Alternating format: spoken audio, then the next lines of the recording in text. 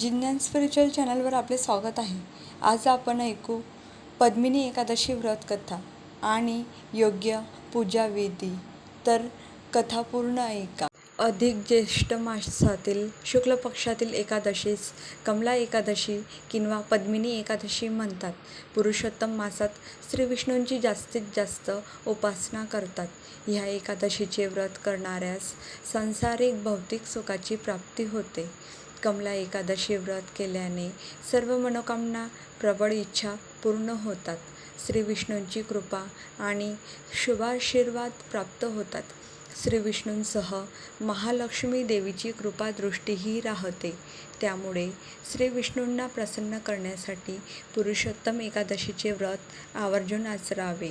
ही एकादशी अधिक मासातील तेव्हा श्री विष्णू सहस्रनाम स्तोत्राचे अधिकाधिक पठण वा आवर्तने करावीत. पुरुषोत्तम मासात दान करण्यासही अनन्यसाधारण महत्त्व आहे. जे एकादशी व्रत करतात त्यांनी दशमीस संध्याकाळी सूर्यास्ताच्या अगोदर जेवण करावे.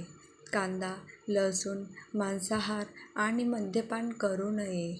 एकादशी शास्त्राप्रमाणे निर्जला एकादशी करायला हवी, पण ते शक्य होत नाही.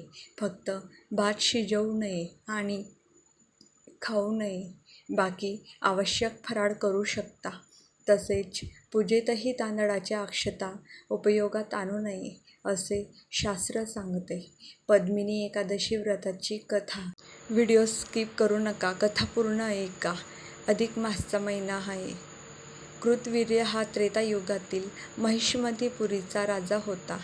ते हयाय नावाच्या राजाचे वंशज होते.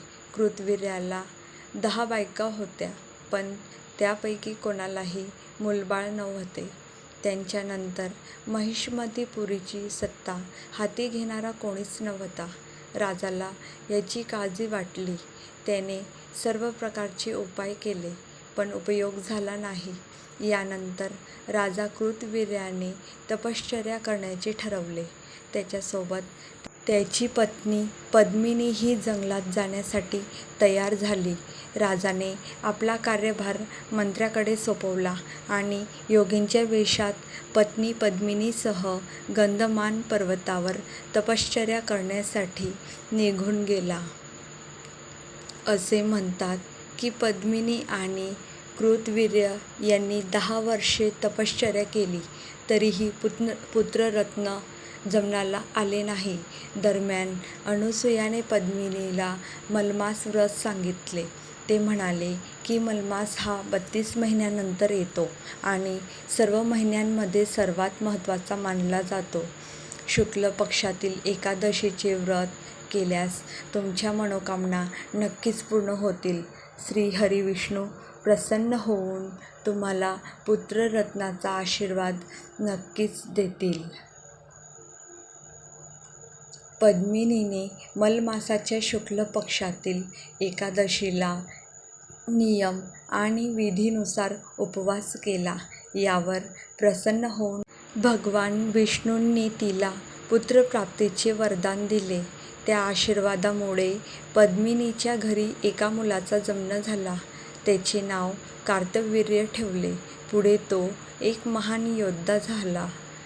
भगवान श्रीकृष्णाने सांगितले की जे लोक मलमासातील पद्मिनी एकादशीच्या व्रताची कथा ऐकतात त्यांना स्वर्ग प्राप्त होतो. इदं मम. ओम पुरुषोत्तमाय नमः. ओम नमो भगवते वासुदेवाय. व्हिडिओ आवडला असेल, कथा चांगली वाटली असेल तर चॅनलला नक्की सबस्क्राईब करा, लाईक करा, शेअर करा.